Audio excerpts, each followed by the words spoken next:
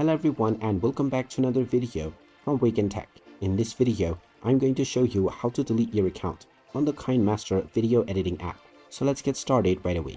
First of all, open up the KineMaster application on your device, and once the application is fully loaded, you will be taken into the Create page, from which you can open up any of your old projects or create a new one right away.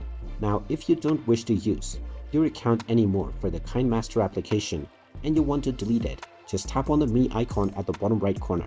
This will then take you into your profile page. From here, tap on the menu icon at the top right and then tap on My Account. You will now see the Delete Account button. Go ahead and tap on it and you will be asked to enter your password in order to confirm your identity. Just type in your password for your account and then tap on the next button. And once you have entered your correct password, your password will be verified and you will be logged out from your account on KineMaster right away. After this, your account has been scheduled for deletion. Now, if you don't log back in for another 3 weeks, then your account will be permanently deleted. And there you have it. That is how easy it is to delete your account on the KineMaster video editing app. If you find this video helpful, make sure you hit that like button and subscribe to our channel if you haven't done so already.